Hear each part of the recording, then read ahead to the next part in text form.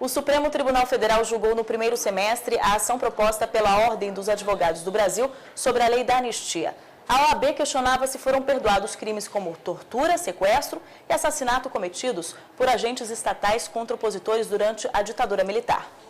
A OAB pediu ao Supremo uma interpretação mais clara da lei de anistia e quis saber se ela beneficiou aqueles que cometeram crimes comuns, como homicídio, abuso de autoridade, lesões corporais, desaparecimento, estupro e atentado violento ao pudor em nome do regime ditatorial. Durante o julgamento, a ministra Carmen Lúcia, que seguiu o entendimento do relator ministro Eros Grau, destacou que deve ser analisada a situação da época em que a lei entrou em vigor. Não vejo como julgar o passado com os olhos apenas de hoje, no caso específico desta lei, desconhecendo o que se fez e se ajustou e se comprometeu, produzindo efeitos, alguns dos quais exauridos no tempo. Para o ministro Ricardo Lewandowski, é preciso separar crimes políticos praticados por opositores à ditadura e os atos criminosos por parte de servidores públicos, civis e militares que tentavam manter o regime militar.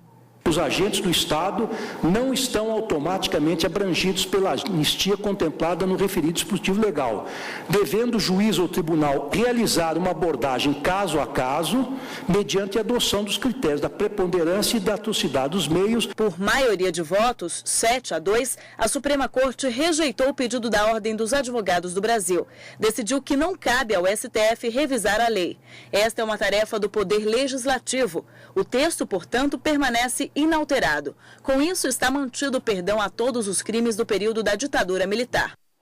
Vem aqui no estúdio para conversar sobre as pautas e decisões do Supremo Tribunal Federal, a consultora jurídica da TV Justiça, Karina Zuccolotto. Boa tarde. Boa tarde. Então, a OAB queria que toda a lei não fosse cumprida, é isso?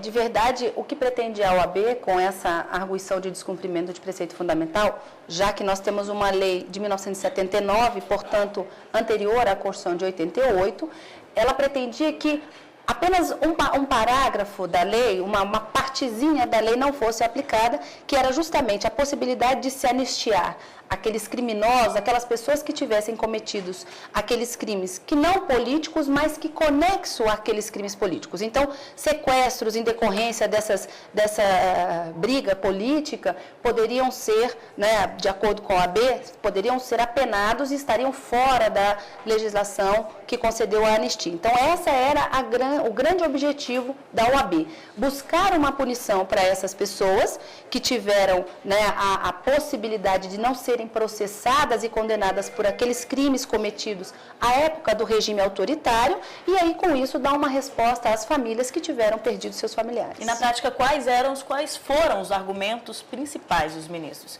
Nós vimos na reportagem há pouco que o principal argumento que sustentou a maioria dos ministros foi de que a lei foi criada dentro de um cenário político, dentro de um histórico que não caberia ao Poder Judiciário hoje rever aquela decisão. E ainda mais, houve uma decisão política lá atrás prevendo que essa anistia deveria ser concedida sim. E hoje, depois de uma Constituição cidadã, depois de passados quase 30 anos, mais de 30 anos, 31 anos dessa legislação, não caberia ao Poder Judiciário rever essa legislação quanto à sua recepção ou não aqui no ordenamento jurídico. Agora, o Ministério Público e a PGR foram contra essa ação, E na prática, se fosse o contrário, o que iria mudar, assim?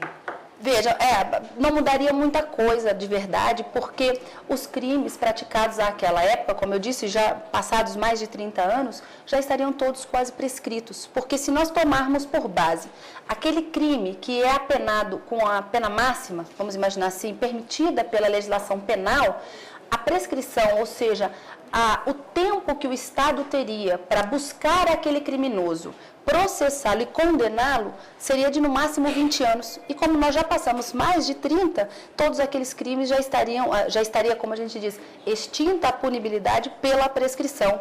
Então, ainda que fosse revista, fosse julgada procedente a DPF, como queria o ministro Ricardo Lewandowski e o ministro Aires Brito, as consequências ainda seriam por uma futura extinção da punibilidade pela prescrição.